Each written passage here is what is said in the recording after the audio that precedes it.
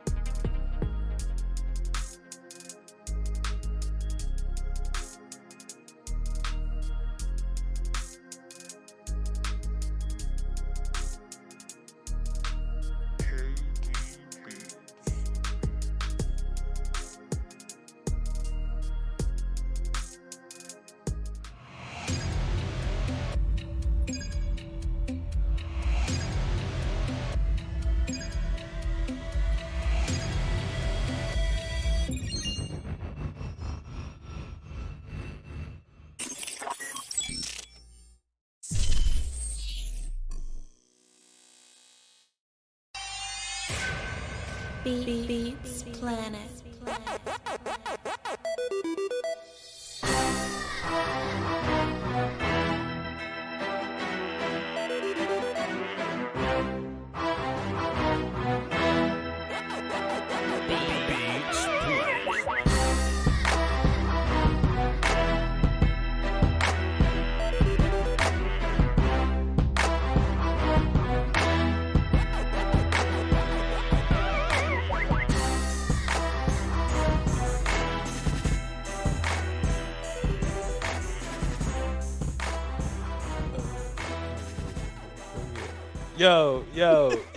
Yo. It's listen, man. It's not my fault at all. It's Will Steele's fault. Oh, that's deep. It's Will Steele's fault. You know what I mean? I'm not gonna be held responsible. You know what I mean? I'm not gonna be held responsible for any mishaps here. We're not gonna be playing that game. See, because Voch, You are watching a master at Voch, work. Voch don't do late. You know what I'm saying? Voch is very particular here. So if it's like 305, 306, 307, it's definitely on my point guard there. But welcome, man. This Voch Lombardi live. We in here chilling. We ain't doing nothing else on this Thursday edition. Yesterday, we broke down the 1 through 25 of my top 50 list. You can feel free to go over there and check it out on demand, whatever you like, whenever you're ready. No pressure, no rush. But today, we'll be breaking down 26 through 50. This is once again another interactive show. So please, I need y'all here. If you disagree with me, call me. Because look, it's a lot of these cats in these Twitter streets when they post me on the Instagram. They say, oh, Voch has no clue what he's talking about. Come talk. Come talk. And maybe we'll tap in with with Brumley and the social media team and the graphic team to put a clip of me inviting people to the show to come, to come defend their stance as I defend mine. But that's what we're doing here today.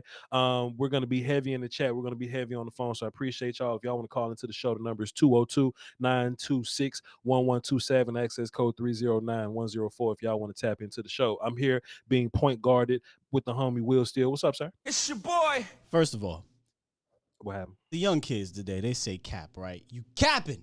And put my goddamn glasses on because I don't want to. I don't want to see all the shade. There's already enough shade up here. I might Look as well. what you got finish to chat. Dude, what you got? Sky got to. He don't look at the shot clock. I'm blaming Sky. This ain't my fault today, y'all. Okay. They're not lying though. They're not lying though. Will still. To be fair, if we're honest, we're a little late because y'all ass is late. If y'all come on, Will putting it on them. Yeah. Put it on them. Give it a buck. To be fair, we sitting up here. We was ready at 3, but we only had 25 concurrent viewers. If y'all was here at 3 Central, like we asked, whether it be the Voch Lombardi side or the volume side, we wouldn't have had these problems. Hey, but guess what? We here now. That's all that matters. We love y'all anyway, man. Put flames in the chat, put water in the chat, put Jamie Foxx's in the chat. Just do whatever y'all got to do, man. I love y'all regardless, bro. Somebody said, "Hey, Sky, what that shirt say?" Austin 316, man. Come on. That's what time it is. That's what time the show started at 3:16. It's on 316. That's what time we get started, y'all. I get a volume 306 shirt. Oh, that's hilarious. Oh, I mean, Scott, you know what I'm saying? yeah, we gotta do it. All right. We gotta do it. We'll go half on it. Don't worry about it. So yes. We'll be work. I need to write that down, Scott. That's beautiful. I got you. Volume 306. Or we can do Volume 316. The volume 306. Nah, it's 306. That's 306. Got you. Anyway, though.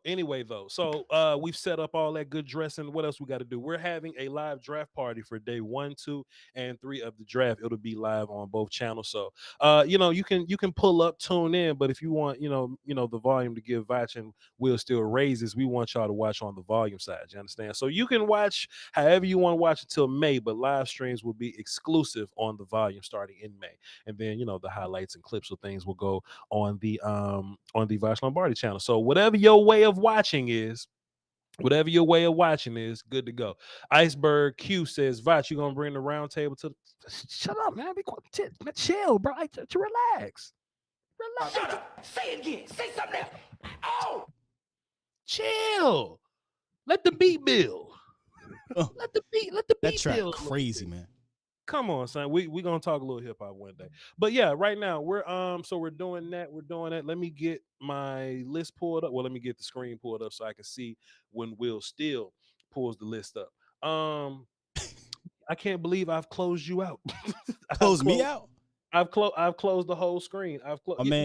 My man Danny Savage said NWO was doing a Nitro in Texas and the Great Wall was sitting in front row wearing NWO shirts. Man, love it. If you could find that picture, Danny, please send that to me or tell me where to go because I love WWE, WCW, WWF, or whatever. And to see the Cowboys up there with the NWO shirt on, come on, man.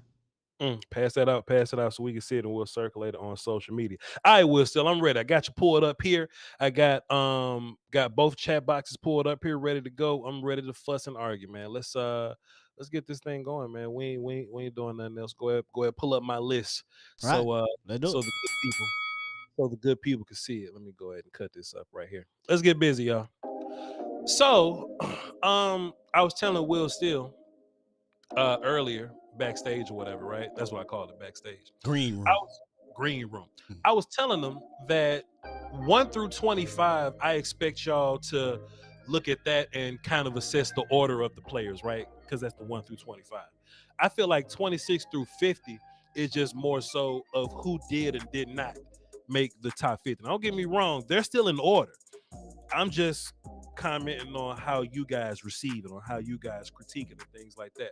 So you'll see some of your favorite players here, right? Now, once again, just to kind of just to kind of set y'all up for this, this is not where I think they'll be drafted. This is not based on, what teams in the league are thinking, what national media scouts is. This is me watching film, and this is me ranking players by film. So you could take a quarterback at 6th overall, but that don't mean I think that whatever quarterback that is the 6th best player in the draft. You see what I'm saying? So that's how we're going to be operating with this. So let's just kind of get into it.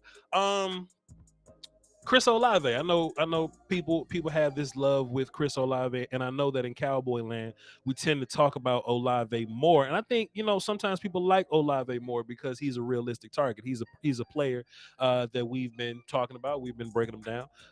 Just to kind of get everybody acclimated to the idea that, hey, Chris Olave could land here. But don't let that overrate Chris Olave for you. You know what I mean? We'll still doing a little transition. Look at Chris Olave, boy. So anyway, Chris Olave is a player. I don't want people to look at him and be like, oh, well, he's just like these other I run fast guys. He is a little different than regular I run fast guys. He's not gonna do John Ross, Henry Ruggs type things. He actually, I think he has this improvement that he could make with his ball skills, but he got ball skills in like strange places, right? So these tough sideline catches, these tough back of the end zone catches, he's real good ball skill guy with that. Is he like jump ball skill guy? Nah, that's a different kind of ball skill. But if you just watch film on Chris, you just see him make these catches on the sideline, these tough catches on the sideline. That leads me to believe that he's a different type of character than just these other run fast guys. But let's be clear, you got to separate run fast guys and like quick yak guys, right? Yeah. He's more so of a guy that's going to get you big plays in the vertical game, like running just flat past people. I wouldn't look at him like a Jalen Waddle or like a Tyreek Hill character where you get him the ball and he'll just evade people and then turn the boosters on. If he was that guy, he'll be kind of, up on the list a little bit, but he's not. Chris Olave is number 26. God bless him. Zion Johnson, who's my interior offensive line, he might be 3 or something. Y'all can fact check me on that. But in terms of guard, it's like Kenyon Green and it's Zion Johnson. Kenyon Green's my better guy. Of course, he way up in the top. I don't love Zion Johnson as much as other people love Zion Johnson, but that's not to say that Zion Johnson's a bad player. He's still in my top 25, right? Senior Bowl tried to put him at center. I don't think the center project worked out for him, but when I watch film on Zion Johnson, I see a guy that's more of a guard, sometimes tackle guy than a guard, sometimes center guy. I don't want him being center at all. I just don't think he has the it gets faster the closer you get to the to the middle, right? So if you're a tackle, you're more so reading, reacting, then you engage. Guard is like snap, I'm gonna read you, then engage. So if there's a body like directly over you, you gotta snap the ball and get your hands on that dude. I don't think Zion Johnson was particularly good at that, but he just fits perfectly right at that guard spot, left guard in particular, but he has some tackle tape that he was fine at. But he's my second guard, my interior O-line number 3 guy. It's kind of easy, man. If you just watch the film, do you think Zion's better than Kenyon Green? You may, but Voch just doesn't. Do you think he's better than Tyler Linderbaum? No. And kind of why I put Chris over him is I just think, Chris would be more of a utilized player in your offense earlier than Zion would be. But Zion seems to be a solid guard option for you. Do I think he'll be like a long-time Pro Bowl guy? I don't know. Go ahead, Will Still. My guy, Professor O, pointed this out, and I wondered if you saw this on your film study. He says Zion is routinely the last guy off the ball firing out. Is that something you noticed, or is that something you got to go back and take a look at? Professor O tapped me on the shoulder in one of these DMs, right? He say, Voch. Hold on, wait. Let me pause music. He said, Voch, I don't get what all these people talking about with this Zion Johnson stuff. With this Zion Johnson. I I say, oh, what you mean? And Professor O proceeded to send me clips in the Twitter DM. Like, Voch, look at this and see what I'm saying, Voch. And I was like, hey, I already agree with you. I already agree with you. It's just, fine, but I'll watch your clips or whatever. I love that about because he'll say something, and then he'll show you why he feels that way. So 100%, I'm with him on that. I think they call it many different things, but just to kind of relay it to this, but they're like reactionary feet. Being able to always bring your feet with you, and sometimes Zion Johnson would either bring his feet slowly or not just bring them at all, and that can come from these gap exchange situations. That can come if something funky is happening up front. If ball get off is the first example of it. But that could be many things. That can be Zion thinking. That could be him. Okay, let me overcompensate strength. So let me try to get my hands on you before I bring my base with me. You know what I mean? And sometimes that base doesn't always come with him. Neil is another player that does that from Alabama, right? So I think that's all he has to work on. He just got to get used to his hands and his feet being tied together. I don't want to get O-line nerdy on y'all, but that's what O is saying. Sometimes he doesn't always bring his base with his upper half. Go ahead. So is that something that can be coached? Sure. It's just a habit. It's just a habit. You know what I mean? So if he's been doing this his whole life at Boston College, it'll probably take about that amount of time to break the habit, or half the time. So if he's done it for 4 years, it might take 2 years to fix it or whatever, right? Gotcha. But then just ask yourself, how many times in a season would you see that problem? It may happen 3 times a game. So 3 times a game, it may happen 50-something times a season. Out of 1,000 snaps, yeah. For sure. So yeah, sure. Good eye, coach. Coach, good eye, Matt. I didn't want to get too O-line nerdy on y'all, but hey, man, what you want me to do, man? It's Voch, man. What we got next, Will? Still, go ahead. We got Trey McBride. Sure. At 28. Sure. Now, tight end, we're not gonna draft tight ends, and like I said, this is a big board. This is just what I feel about the player. This isn't, necessarily where I think they'll go. I don't think Trey is a first-round pick. But if Trey gets taken in the 40s and he's 28th on my list, that'll make a little sense, right? I just think he's a complete tight end. He can. I was impressed with his blocking, and we could talk about some of these other tight ends another day. But I think he's on the tight end on my list. Yeah, sure. I was impressed with his blocking, man. I was impressed with his movement. He just seems like a very solid baseline dude. Like if you get like a Greg Olsen type of guy from Trey McBride. I watch Trey McBride and I'm like, hey man, I can see a little bit of Greg Olsen in him. You know what I mean? He lines up in line on the line of scrimmage, displays out to this detaches is where I'm looking for. Out into the slot. Like he's not a sudden route runnery type of guy. Don't think you getting some Kyle Pitts, kind of character, whatever. But these receivers, these tight ends that receive, they just find a way to just get space or whatever. Trey is a player that just knows how to just slowly but surely I don't know why I keep moving my hands and shit. He's just a player that just slowly but surely knows how to find space. And what really puts him up here is his blocking. Now, tight ends normally bore the hell out of me. And and look, shouts out to Jeff because he said the same thing. If tight ends bore me, they immediately go to day 3. I'm with that. Trey's not boring. Dolce is not boring. Our guy from Virginia, not boring. Those some good players. But the only tight end that's in my top 50 is Trey McBride. Shouts out to Trey McBride. Then we got George Pickens. Cut the music off for George Pickens, man. So George Pickens, and I know I got him over Traylon Burks, man. And Traylon Burks a fantastic player, man. But I feel like Pickens can be one of them guys too. I think if you can get, and mind you, I'm floor guy. But there's also the ceiling that we consider. And boy, I'm rolling the dice and I'm taking a shot on George Pickens right now. This could be a pick that gets somebody fired, man, because if George Pickens just showed up and he doesn't do anything, then fine. But if you're the dude that stood on the table for George Pickens and he ends up being the dude that we think he can be, then hey, you might get a promotion or something, dog. You know what I mean? We're going to Sizzler. George Pickens, he's 29, but the only reason he's not top 15 will still is because I just haven't seen it enough. You know what I'm saying? Consistency is a huge part of how we put these lists together. You know what I mean? Because if you're a great player for one game, that's one thing. But if you're a great player for 14, 15, 20, 25, 30 games, and that's a different situation. I just feel like George Pickens' potential is higher than Traylon Burks' floor. Go ahead. Somebody, I think it was on PFF, but they said that if it wasn't for exactly what you're saying, not enough film, he'd be a top 10 talent in the draft, but he doesn't got enough film from last year. He's a bad boy, man, and sometimes I just don't want to, I just don't want to roll that dice like that, man. But boy, George Pickens, that dude could play. That dude could play, man. And I've slowly talked myself into him at 24. I just think there would be safer players at 24 for you. I don't think he makes it to 56, but if he does, we throwing a party. You feel me? Or if you trade up to get him like in the 30s or something, you try to get George Pickens. Come on, Will. Still, that'll be a I can see somebody taking a chance at the end of that round. Somebody like the Chiefs or something. They got two picks, but there's a player on here I think will really fit in the Chiefs. But if he go to the Chiefs, that's a wrap. Will Still, that's a wrap for all us if he goes to the damn Chiefs, man.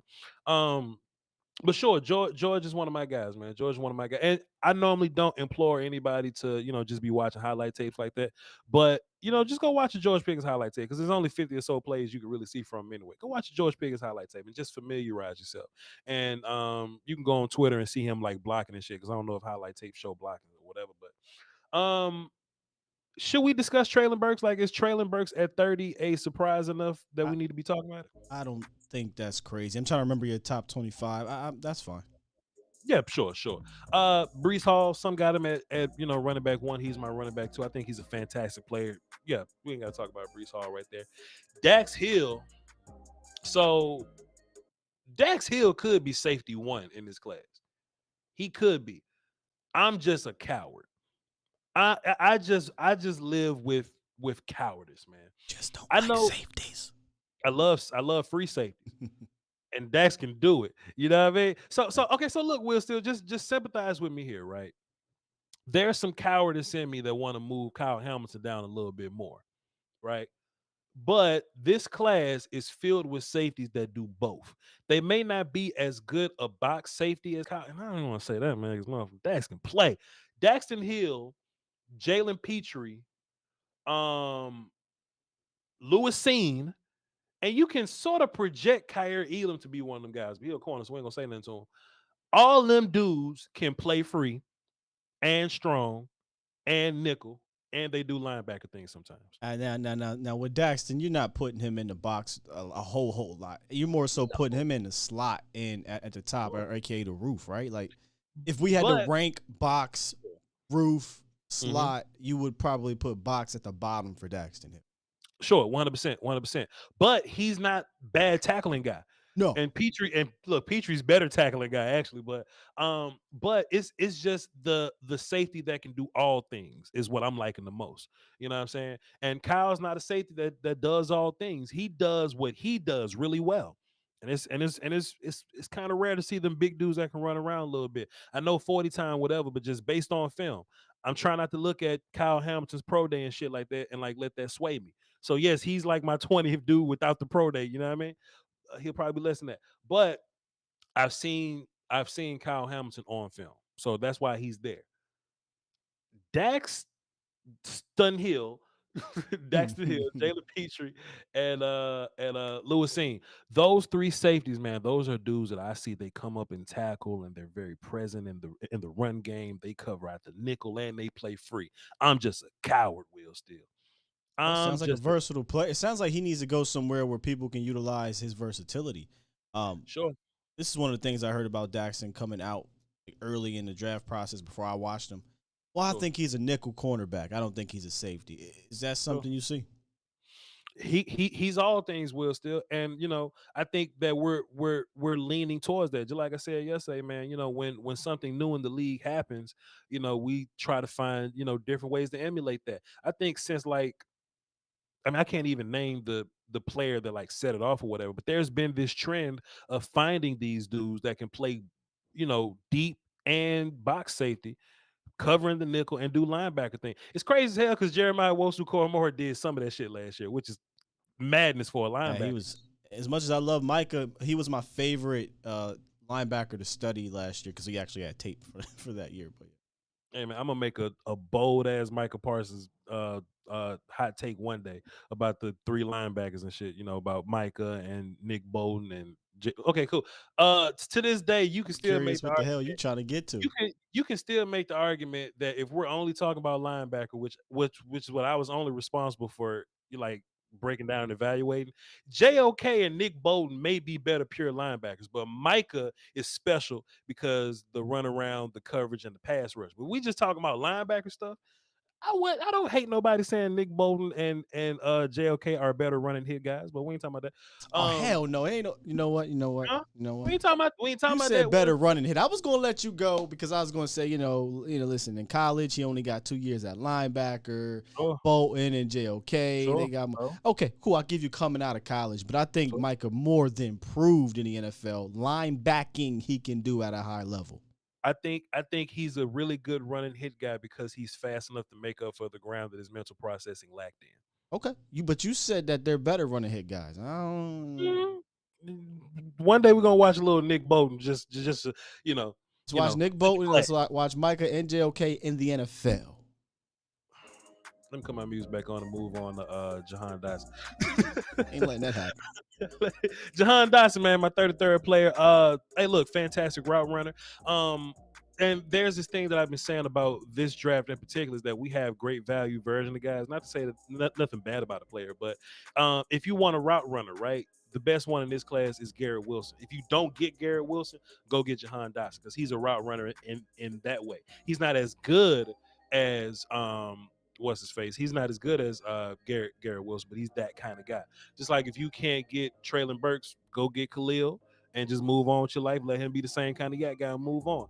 I see Jahan Dotson as one of those kind of guys, just fantastic route runner. I want him to get off the line of scrimmage a little better, but you can fix that by just making him a non-flanking split guy. You know what I mean? So just keep him at split, keep him off the line of scrimmage and let him kind of run that. Or put him at slot, keep him off the line of scrimmage and just kind of let him do that. If he's a flanker, he's on the line of scrimmage, then guys can like jam those dudes up a little more. That's why you would want a player like Michael Gallup to be your flanker because he's a big muscle and Cooper's not one of those kind of guys. Cooper works better with space. Jahan Dotson is a player that works better with space. Sky Moore is another player in which I am a coward, man. I'm a coward, bro. Like when I watch Sky Moore, the motherfucker run routes. He got hands. He hard to tackle. He don't drop nothing. He's a bad boy. And something's keeping me from like really taking that seriously, man. Like I know he's one of them guys though. When you watch the film on Sky Moore, which is Skywalker Steele's cousin, just like Terrence, but on a different side of the film. If you just watch the film on that dude, man, you can't deny that guy's a football player. You can't deny that dude's a baller. It's just some about him playing slide. He can't play outside. There's film of him playing outside, but I'm talking about projecting towards the league, right? I think he's going to be a full-time slot guy, which is okay because slot guys in the league are starters now. They're not just package guys. I mean, there's some packages where where he's not on the field, but he'll be getting 40% of the snaps, 50, 60 or something like that. He'll be on the field, and you know what I mean. I think you want him in that slot. Sure, 100% because I think that's where he's best at. He's best at being in the slot so much to where I only want him there. So now I'm being phony with how do I feel about slot exclusivity? That's where I'm at. Yeah. So you're looking at position value, I guess. Yeah, but I don't even want to put value in this because Jordan Davis and all my guards and shit up there, man. I'm cowarding out about Sky Moore. We'll have to see when he's in the league, man. But he's a good player, and I'm just a coward. I'm just gonna have to live with that. But it is what it is, though. Jake Downey Drive 5 says, "Are there picks which could allow a team to draft another position the next year?" I.E. Davis, so no linebackers until next year. What are your thoughts on this? Fam, I don't even get the question. Are there picks which could allow a team to draft another position the next year? So are you explaining that in a way that I'm saying, like, I always say build the house first, right? So you're saying that you're not going to draft linebackers until you get a good D line, or you're not going to draft quarterback until your offensive line is good. If that's what you're saying, then sure, I say that all the time. I always talk about building the house before you get into like complimentary players and shit like that. So 100%. Quick nugget on Sky Moore. Sure.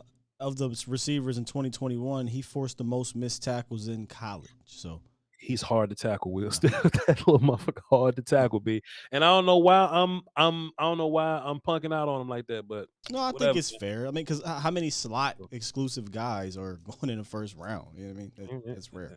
And he went to the Senior Bowl and he smoked it too, bro. So I don't know. Travis Jones, 35, shouldn't have to, whatever. Brandon Smith, one of my favorite linebackers in this class here. I put him up here. I ain't got Chad Mooma up in here. We'll hate that. No. I don't hate it because I like Brandon Smith too, and I struggled. Okay, cool. I did the top 5 day 2 guys, and I didn't include him, and I feel bad now because I put the other guy I don't like in there, Yoshino. Oh man, I was doing the show. I was like, man, I should have. You was being a coward, huh, Will? I was being a coward. It happens to the best of us, bro. You was being a coward. Sometimes you got to be that. Yeah, I was trying to be like, you know what? Athleticism, but he need other, and I went with Leo because he played linebacker. He's a thumper, all that stuff. I should have. Well, I'm telling you, man. When you look back, hindsight wise, you'll be surprised how many times being a coward had you wrong more than just sticking to your gut. Yeah, you'll be surprised, man. You'll be surprised, bro. Brandon Smith was one of my don't be a coward Voch picks, right? And I wasn't even into this type of linebacker at first because Brandon Smith, super athlete, can drop in coverage, move around really good, really well. Great size. And I think because of his size, he's probably gonna get drafted really high. He like 6'3", 240. He's one of the Michael Parsons built kind of guy. Right? He very Michael Parsons light. He built just like the motherfucker. But last year, this is how much I've grown, right? Last year or years prior to this year, I wouldn't like linebackers like Brandon Smith because I favor the guys that see it first. I favor mental processing guy, and I do still do that. But Michael Parsons has taught me to appreciate, okay, if I fuck it up mentally and I got speed to get there, then it'll even itself out. Brandon Smith gets lost sometimes, but he has the athleticism to even it out and get to where he's trying to go. So, Matt Corral at quarterback at 37. I mean, I don't know if we got to explain this, but I think Mac has some intangible things with him. And when I talk about quarterback things, I talk more about intangible things than actual arm talent. I think all these guys, like just modern coaching and things like that, I think all these guys can make NFL throws. Like they're just taught to do it at this stage in football. But it's something about that intangible stuff, man. Something about being fearless. It's something about taking your shot downfield. It's about if you scrambling around, do you know what I mean? Like, what do you do when you running around? Matt Corral looking for blood. He looked to just smoke people, you know what I mean? Plus, I like how he gets busy over the middle of the field, man. I like him outside the numbers, man. Matt Corral, he's not a special prospect, but he's and honestly, bro, evaluating quarterback will still to be fair, every year, let's just say it's about 15 quarterbacks. Only one gonna be worth it, damn. So look, Joey Nichols in the chat right now. He says that's why I was laughing. I think Corral. That's a rough little comment, Joey. I think Corral probably got hands to beat you up, dog. I think Corral a bum. You can't say that because most quarterbacks are. You know what I mean? So we just ranking how we feel about him in college, but we don't know what. And most of the dudes that end up being something, they got some of the traits that Matt Corral got. I just like to evaluate quarterback a little different. Go ahead, Will. No, I had to get laughed at because you're breaking him down because I know you've done the work and all that stuff, and then as you're breaking him down, just literally breaking down his traits and things, he's a bum. And Will, one time look, Will, look. Just being honest about my evaluation. That's your evaluation? Get out of here, sir. Hey, the phone line. Hey, what's the phone line? Phone line's open, man. 202-926-1127, access code 309-104. Come on in, Joey. Call the goddamn number. My evaluation. Tell me what you think about him. He's a bum. All right, bro.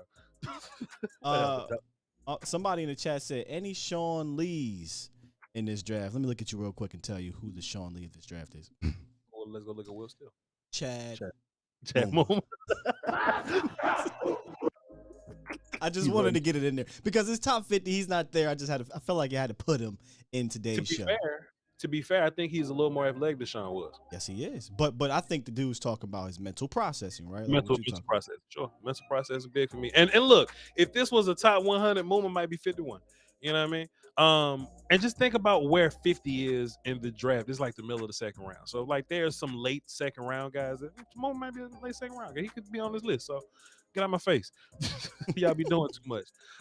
Christian Watson, sure, he's had a fantastic process. Kair, John Mechie. I'm probably a little higher on John Mechie than most are. Dane Brugler had his little quote floating around, so people like to have his quote floating around like they said it. Is what it is, but I like John Mechie, man. If you want John Mechie to have more touchdowns, just throw his ass the ball. He'll be good to go. You know what I mean? We ain't got to overthink this or nothing. Kyler Gordon, cool. Nick Petit-Friere, I've got on my soapbox with him about him, just in my ranking video for offensive line or whatever. So I ain't got to get too deep into, Nick's little brother. But hey, top 50 player for me. Now we get into like the second, tier of edge guys or whatever, and Kingsley, Enikbare, Boye Mafe. If this was a little longer, if I had like a top 53, Arnold Ibidiki would be there, Penn State pass rusher or whatever. But hey, he ain't on here, so it is what it is. But Kingsley, out of that next group of guys, Kingsley was the guy that I liked the most. And it's real close. Like once you get past that top six, once you get past Kayvon, Trayvon, Jermaine, David, like Hutchinson or whatever, once you get past that first six, you can really mix and match these next few pass rush how you want to. So if you got like Drake Jackson up there or something, I don't hate you putting Drake Jackson up there, or whatever. I got Cam Thomas. I should have him. Yeah, at 45. Cam is up there. I like him at edge, but I like him at 3-tech a little more.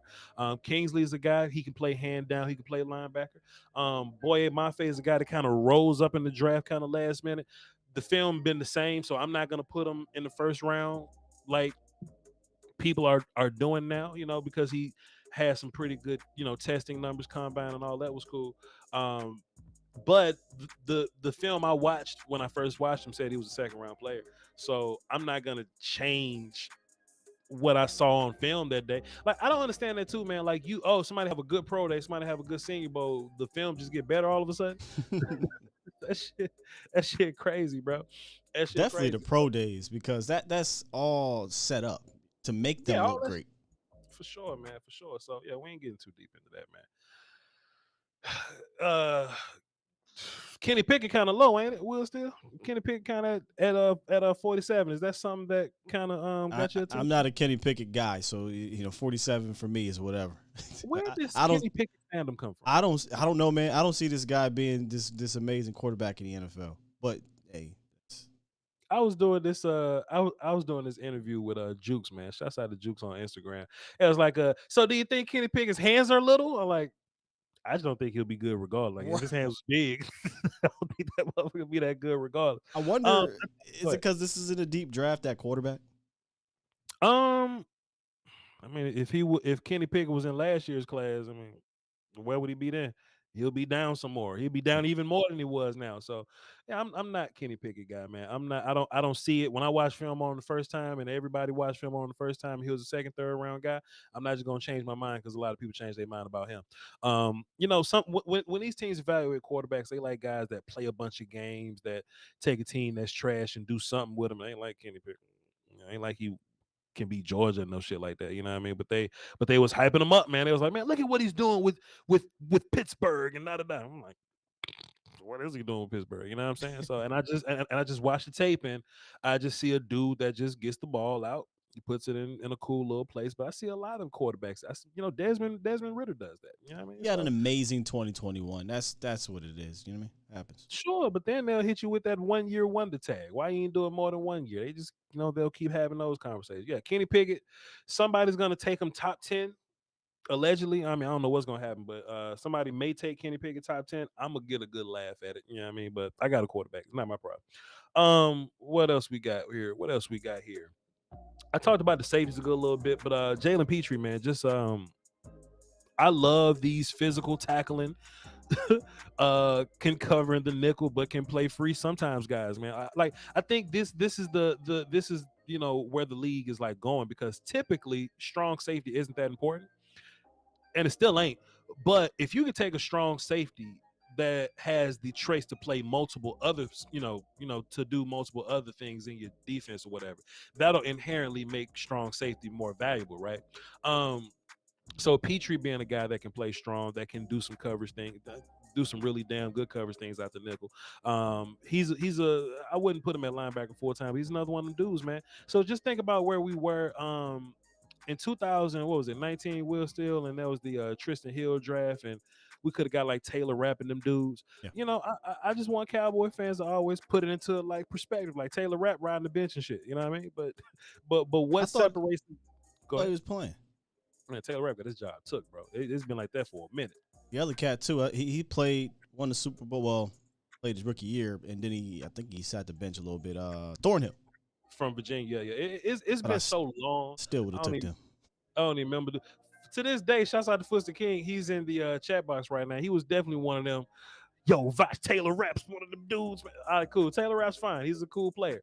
But I think he kind of blends in with what regular strong safety is. I think this group of, and I say that air quote strong safety, man. But these guys that play in the box, but they cover their asses off. It's a lot of them this year, and Jalen Pitre is definitely one of them. Y'all want to laugh at Trevor Penning real quick? Do we need to talk about it? Why he's at 50, or what y'all will? Do you have a thought about Trevor Penning at 50? No, your thoughts make me laugh about Trevor Penning. So go ahead. Hey man, and look, Will, this is why me and your synergy so dope, man. We was breaking down the my ranking list for offensive line and shit, right? And just I don't always look at the screen of what Will got up there. Like I'm looking up there right now, and it's just a picture of him.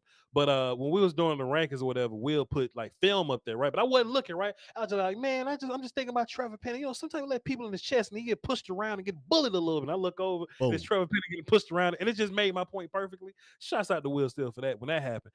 But just to reiterate it, that's what happens with Trevor Penning, right? So I can't, in good confidence, just because he plays tackle, and because look, every year the draft tries to sell you on a player. Remember last year was the Wisconsin Whitewater kid that was chopping down trees and shit, and everybody was like, "Oh, look at the Wisconsin Whitewater kid that's chopping down trees and shit. Look at him." You know. Now Trevor Penning's thing is he can dunk a basketball. Voch. Oh, did you see him windmill? Fine, whatever. Trevor Penning can dunk a basketball, but I don't like him on an island. He's too stiff. He doesn't open up well. He's a hip bender. You want to bend at the knees so you go down.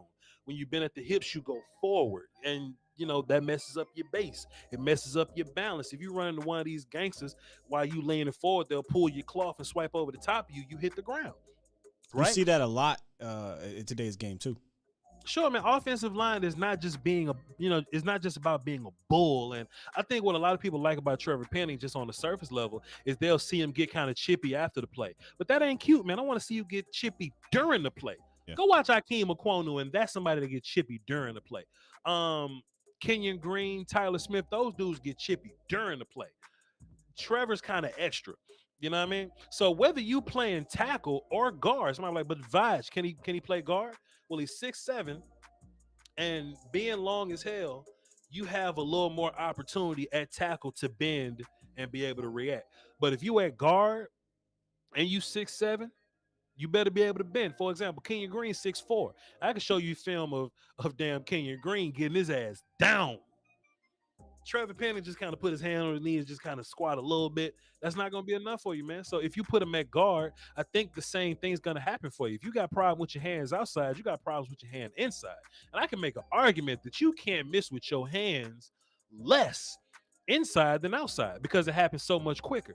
Because if you're a tackle, you at least get 3 ticks before you punch, right? You go tick, tick, tick, punch, or tick, tick, punch. If you at guard, it's tick, punch.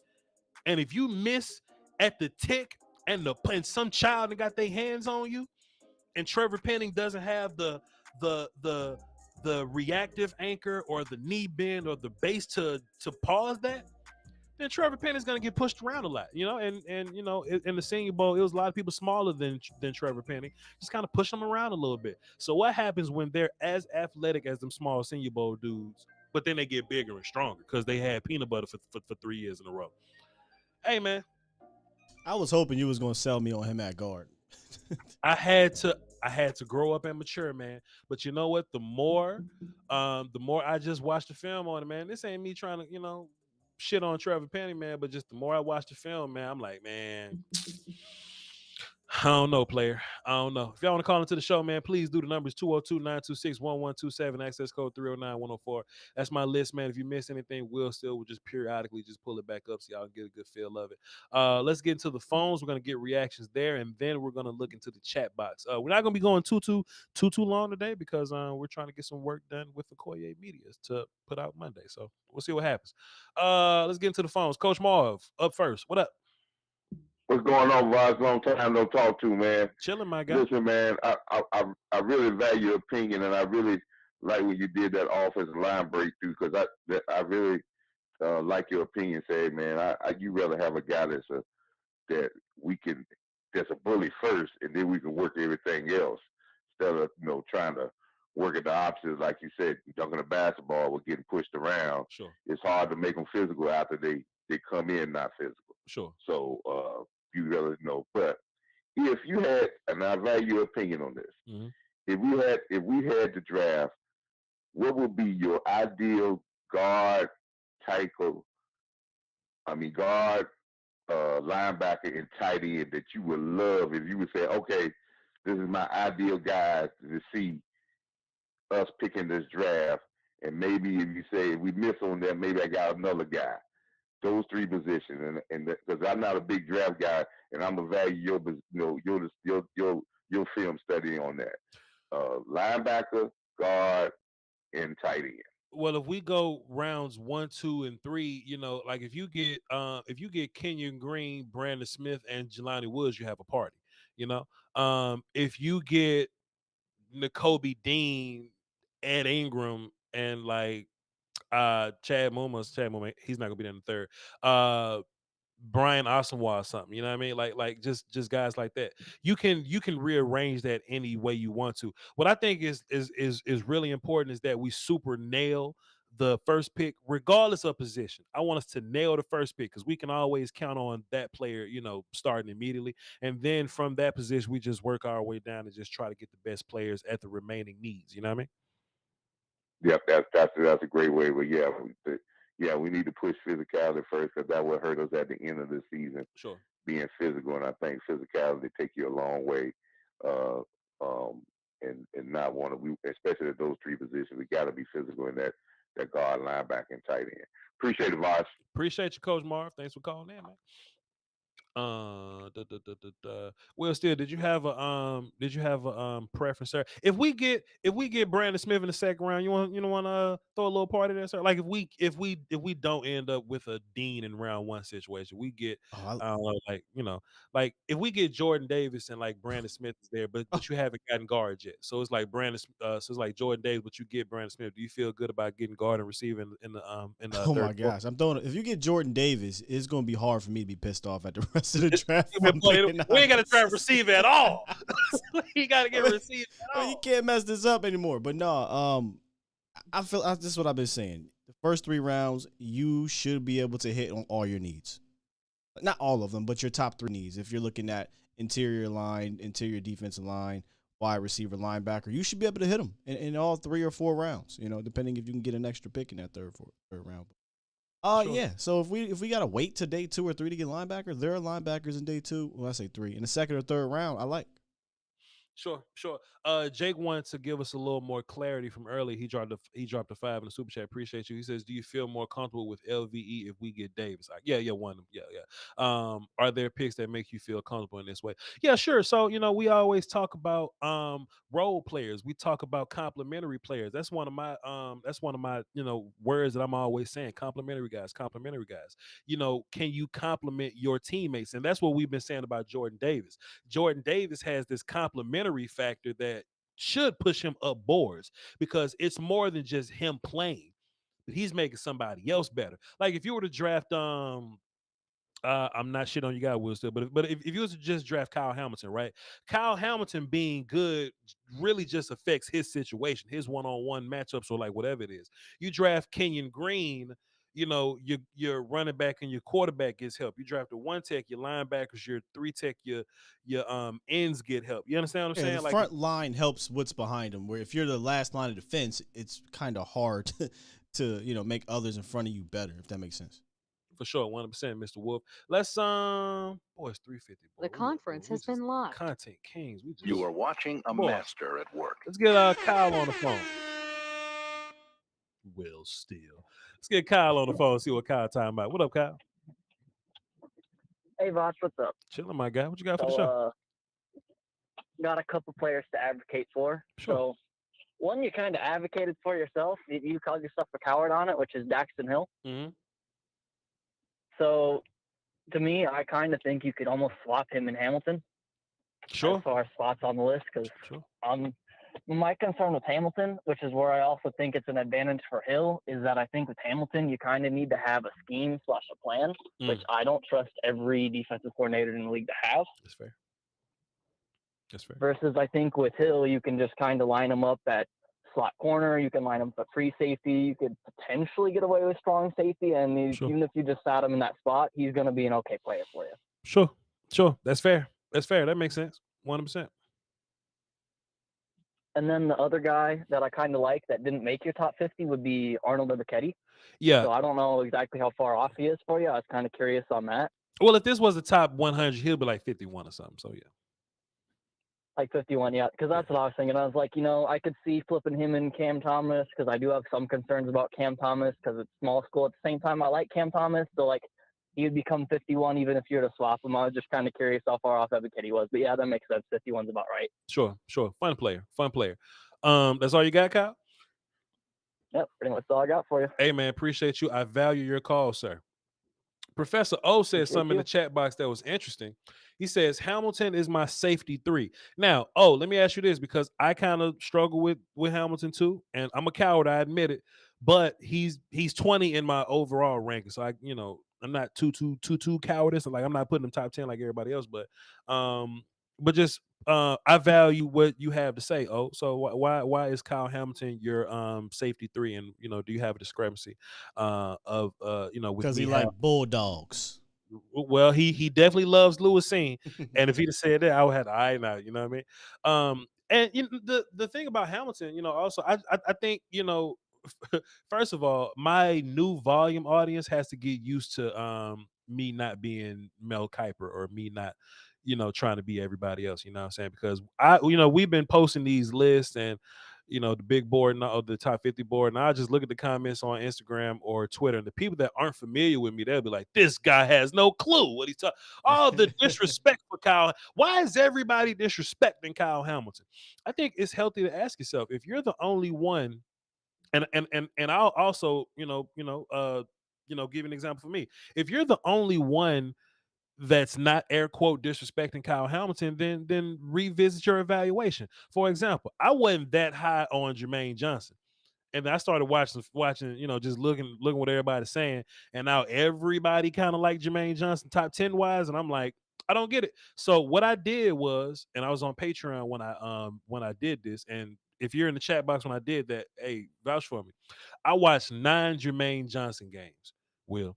I bored people to death. They was bored. They're like, Voch, can we please watch somebody besides Jermaine Johnson? I say, no, man, because I really want to get this right, man. And Jermaine Johnson showed me nothing that makes him a top 5 pick, bro. No, that's a bit absurd. A top 5 pick and I've seen the mocks. Will Still. Now, if this is where I did kind of correct myself, right? At first I was looking at Jermaine like, Jermaine might be like a late second or something. I have at least come around and said, okay, cool. Well, Jermaine's a guy to probably go like late first round to me, but I'm not moving away from late first round to me because like we did the other day, if Jermaine was available at 24, I'm not running to the podium yet. I still got to know who else on the board. You know what I mean? Because if it's Jermaine Johnson or like Karlaftis, if it's Jermaine Johnson or Linderbaum, if it's Jermaine Johnson or Dean, Jermaine Johnson or Kenyon Green, Jermaine Johnson or Jordan Davis, I take all them dudes over him. So we just got to ask ourselves, man. Queso 52 says Kyle Hamilton would be great in Dallas. I don't disagree. Oh my God, I think he'd be a superstar. Now you already got Curse though, so that would hinder him the first year or two. But I'm high on Kyle. I think he's going to be fantastic in the league. Also, and we use multiple safeties. We use 3 safeties. So think about using Kyle and hey, Donovan Wilson, we love you, man, but you like a 6th round pick, 5th round pick. Well, y'all forgot about Donovan, didn't it? Boy, look, I said something about Donovan on the damn Twitter. People like, damn, I forgot about Donovan. Hey man, yeah, but we play 3 safety. So if I can see a world that exists to where, whichever one of the guys are the better corner, let them be big nickel guy. And then the other guy can just do regular box things. You can rotate. You can move those guys around. You got options, So I wouldn't be opposed to drafting Kyle Hamilton, but it depends on who's on the board. He has what I value at safety, and again, I'm biased, play the position, love the position, and that's the instincts and the awareness that I like that above all those other safeties. And I know you love Daxton Hill. I think Hill is a little bit more athletic and versatile, but I think Kyle Hamilton just can see it, and his athleticism, the fact that he's mental processing guy makes it look so much better because you're 6'4", 220. You're not supposed to get there that fast, but he's only runs a 4.59, right? But he sees it, so he gets there quicker than you would think. So, again, he would be fantastic here.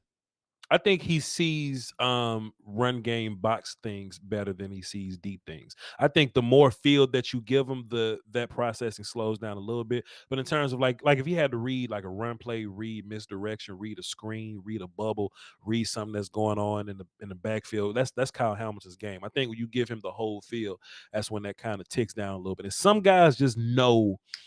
They just understand like deep level safety, but I don't know. Will, still, you was a safety back in your day? Yeah, safety back in my day, safety wide receiver. That's why you give me a hard time about these safeties. I do. I've admitted that for the last 3 years since I've been covering the draft of the team. I said I'm biased, and because just be honest, man, we ain't have a safety room like this. So it was like, why are we ignoring that position? But now you got Hooker and Curse. I think you cool right now. Speaking for the Cowboys, by the way, those out there. Man, safety boring to watch, so I know it's boring to play, boy. All right, we got two more phones. We gonna get up out of y'all hair, man. Let's go with this person that we don't know. We're gonna end with Uncle Charlie. So 505. What's up? Who this? Hey, this is Steve. What up, Steve? What you got for the show? So first of all, I love the show. You and Will do a great job. I like your list. You give facts. It's not just your 4-letter station cookie cutter. Sure. You give facts. You back up your picks. I like your assessment of Brandon Smith. He's kind of like a heat-seeking missile that has to stop and buffer sometimes. Yes. But I like him more in the 3rd round than the 2nd round. Sure. But I think if we get him in the 2nd round as a Cowboys fan, it would be because Micah signed off on him and said he's going to be good. That's fair. But I just love the show.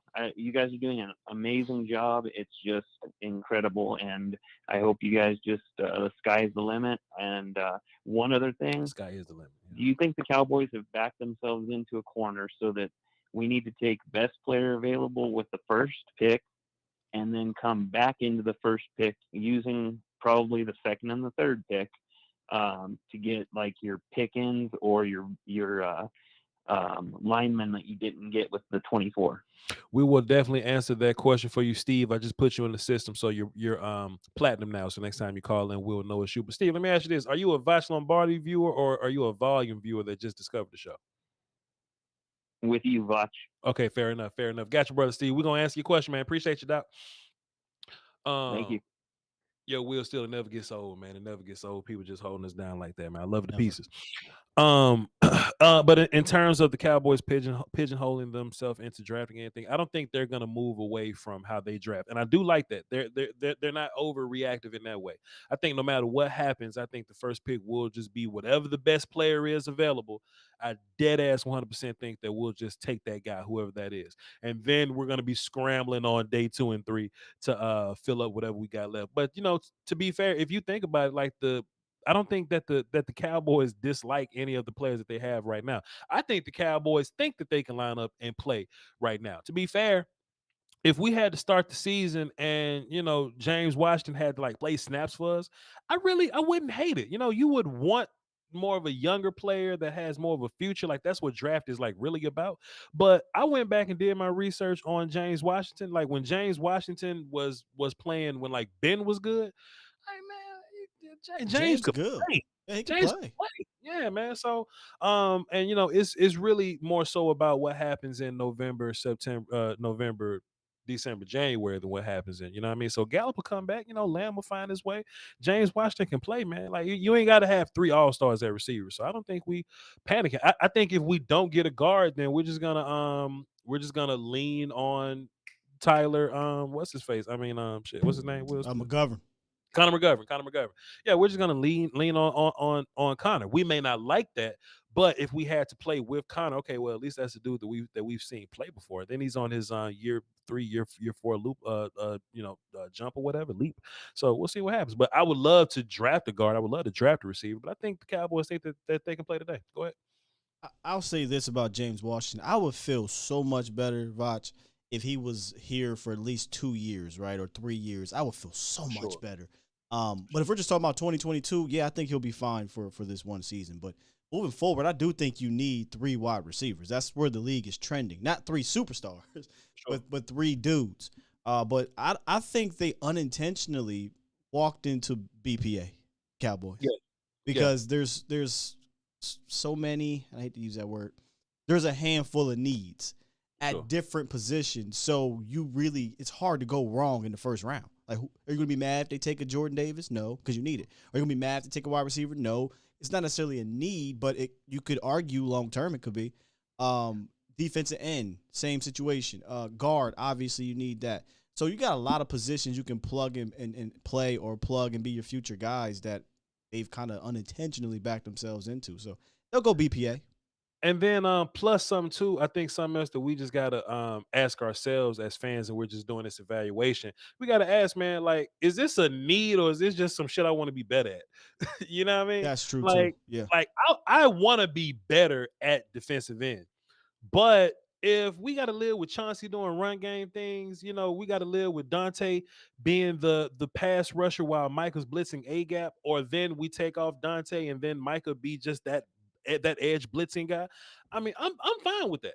I'm fine with that setup. But if we can get a little better, it's fine. Plus, you're not gonna find many. Could be a thing because we do it sometimes, and Cowboys get spoiled. But it's not likely that you're gonna find a 3rd, 4th, 5th round pick that's gonna come in better than what you got. Osa did it last year, but we was looking bad. Yeah, tackle wasn't great. Tackle was bad. You know what I mean? But but the more that you build your team, you just got to ask yourself, man. Okay, we feel like we need center because of Biotish. If it's not Linderbaum, you're not going to find a center that's better than Biotish. So just ask yourself and just differentiate what's better. I need this, or it'll be cool if we was better here. Zach Zimmerman dropped 5 to Super Chat, said, "Hey Voch, did you ever watch Kalen Barnes of Baylor?" Nope. But you can give us a quick scouting report, and I'll love to react to it. Hey Voch, this is Coach B dropped 5 to Super Chat, says, "Hey Voch, what do you think about Sean Ryan from UCLA?" I'm actually not a fan of Sean Ryan. I think he ends up on the ground a little bit of a reckless player. Kind of want his base to be a little better. I just didn't see a guy that was just and to be fair, once we get to a certain point, tackles kind of just get horrible. I think this year is a really weird year where some of the second level tackles, and we're not talking about Ikeem, Charles, or like Evan. And then we skip the national media think that Penning and Raymond should be right here. Voch don't. But then there's that next level of guys that Nick Little Brother, Abraham Lucas, Max Mitchell, Kellen Dyche. Those guys are guys that I feel like can play. Yeah, what's up with the Kellen Dyche guy? I keep seeing him fall in these mocks, and I'm like, listen. Hey, man. What day we talking with him? You looking at the league, and the league needs offensive linemen. So if you find, especially tackle, if you find a tackle that can play a little bit, we talking about Kellen Dyche from Arizona State, Max Mitchell from University of Louisiana. We talking about Abraham Lucas. He's the right tackle at Washington State. All these dudes can play. You know what I mean? Foots guy, Rashid Walker from Penn State. All these tackles can give you solid tackle play. Are they going to come in and be like day one starter guys? No. But normally these tackles come in, they don't do shit. Like these Josh Ball characters, they just kind of show up and we don't see them for a year. Like, where you been? There's people that are like, what's guy, Josh Ball? I'm like, I'm going to be honest with you. I don't know what the hell he is. Sure, we're not counting on that. Now, if Josh Ball ends up being something for you, cool, but you can't count on Josh Ball. So sure, bring in a guy. But Kellen Dyche, Abraham Lucas, I don't know if Max is a third round guy, but those are guys that we're gonna see right in the middle of that day 2 scramble. And it's gonna be a run on tackles. I look at Sean Ryan from UCLA more of a day 3 guy, which is fine too. And he could develop into a solid swing tackle, but he needs work. Did you have something before we get this last call in? I'm looking on Twitter. Oh, was the last call? Okay, because I'll start getting people to gear up to start asking these questions. But remember yesterday the stat, the QB SSR, QB sneak success rate stat? Yes. Somebody dropped, you wanted proof, somebody dropped something on Twitter about Jordan Davis stopping these quarterback sneaks, bro. Will, still, if you can producer your way. I got you. For my audience. Ain't no way. I swear to God they did. Not the stats, but just video proof that he's a problem with those. So I'm gonna pull it up here in a second. Give me a compilation of. Okay, so look, we're gonna get Uncle Charlie in first. Yeah, get him in. We're gonna look at, and then we're gonna look at Jordan Davis's one-on-one his quarterback sneak success rate. That is crazy. And then we're going to, after that, we're gonna get our questions in the chat so we can holler at y'all that we getting up out of here. Unc, what up? What up, players? What's happening? Skywalker Steel, what's up, Voch? What's up, nephew? Hey man, we just chilling, man. We just trying to make it work over here at the Vibe. You know how we do.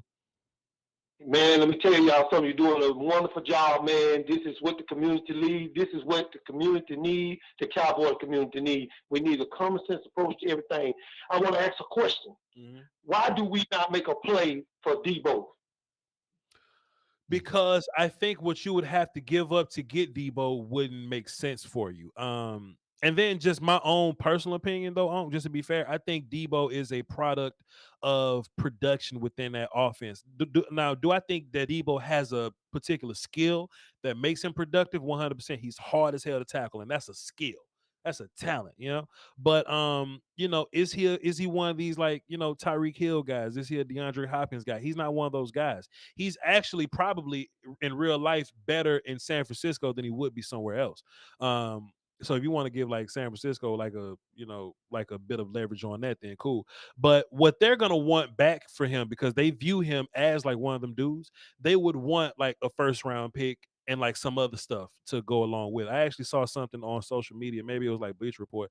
It said that the Jets inquired about Debo, but the Jets feel like that the 49ers will want a king's ransom.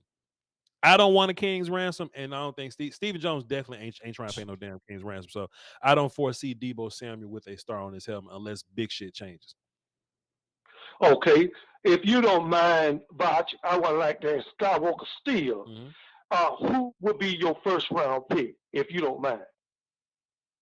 At this moment, I mean, we'd love for it to be Jordan Davis, but I don't think he's going to fall there. So in reality, I'm looking at a Kenyon Green, looking at a Chris Olave if he gets there, and Kobe Dean, Devin Lloyd, those types if they fall. There's not really one. You're so far back, it's really hard to put a face on it. Where last year you were at 10, you can narrow it down to 2 or 3 players. Right. Okay, man, that right there about narrows it down. So I pretty much know where you at, Skywalker, with the first pick, and I pretty much know what Voch at with the first pick. Sure. And I got to get to my service announcement. And this is for the public. This is for parents only. Mm-hmm. We have to instill the values in our children while they're little. Because back then in the day, my daddy whooped my ass so many times, I thought it was his job. Let me put it this way. My dad used to always tell me, he said, man, go out and get me a good switch. And I want to ask the public, what the hell is a good switch? I know what a bad one is, but what is a good one is? And you know what, man? Back then, people, men, they basically took care of their children, and everybody wanted to know how did Zigzag, which was my friend, she was a girl, she was in high school, and she was cross-eyed, but she whooped her ass the whole while she was there.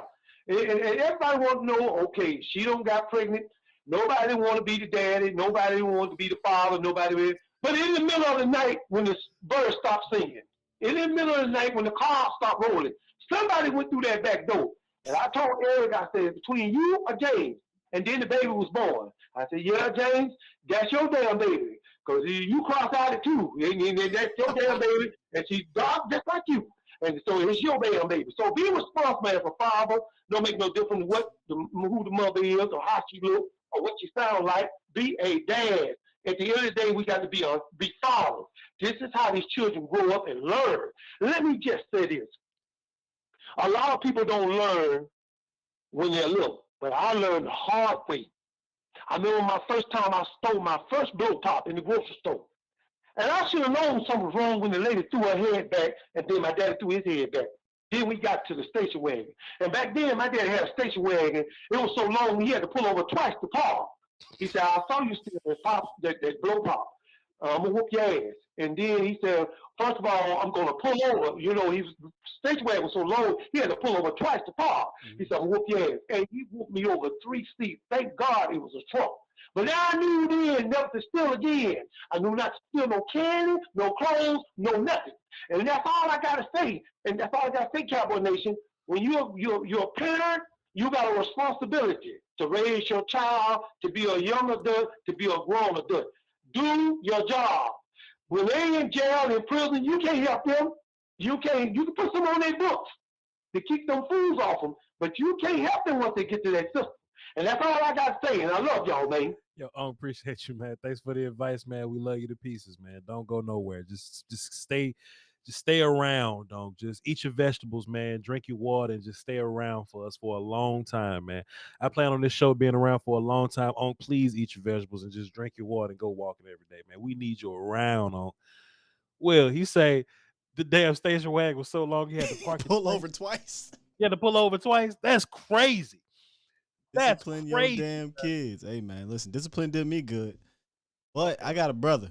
My brother was bad as hell, dog. So he stayed bad as hell. But yeah. We all got him, man. We all got him. 2 more things before we go. Will Still, you got something from Twitter for us? Yeah, let me pull this thing up for you. 1 second here.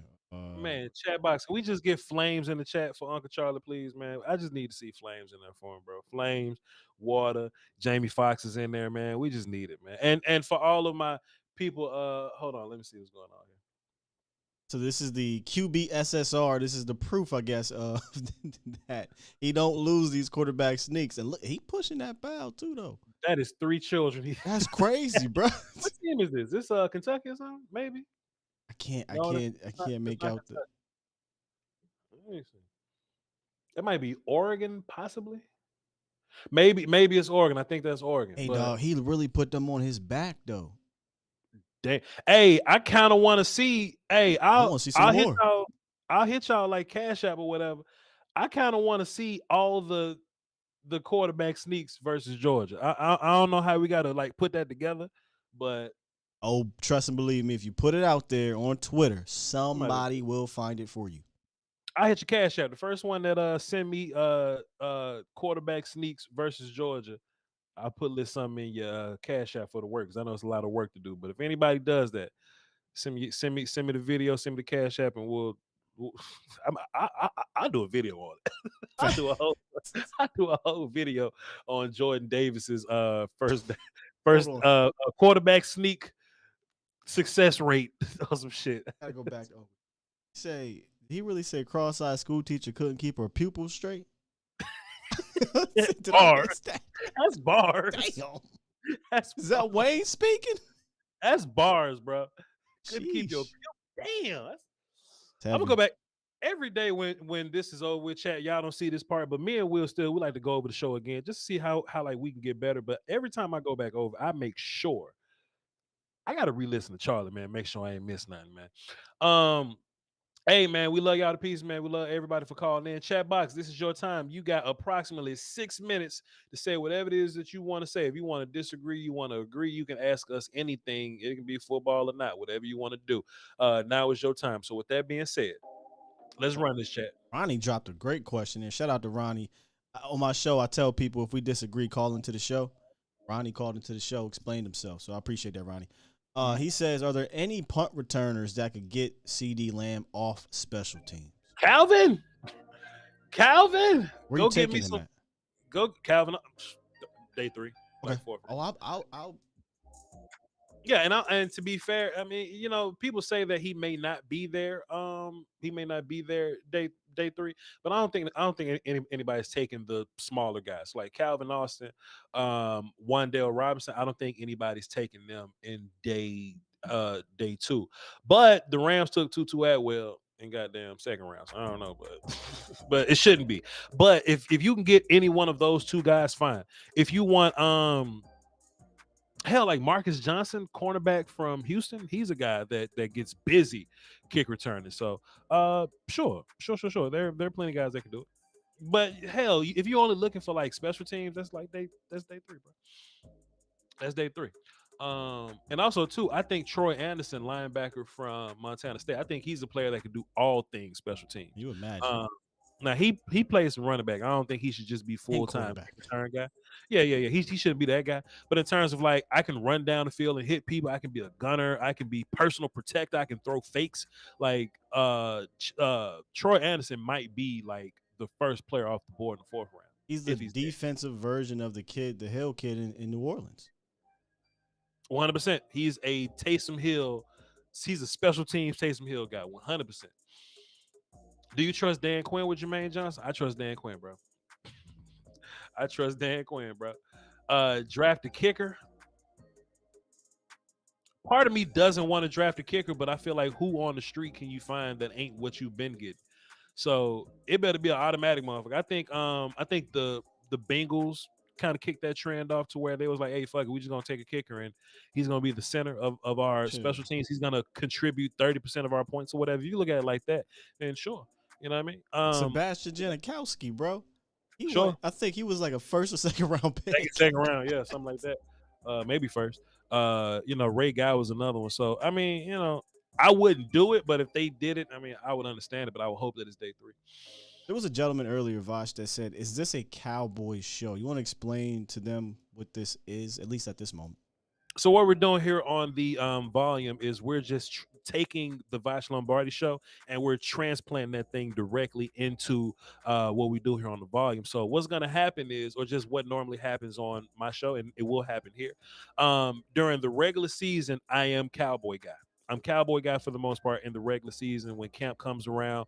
And, if there's big NFL news, of course, we'll, touch on the big things. But I mostly do that. But in the off season, I belong to the streets. I belong to everybody because draft is ambiguous. Anything can go in any other direction.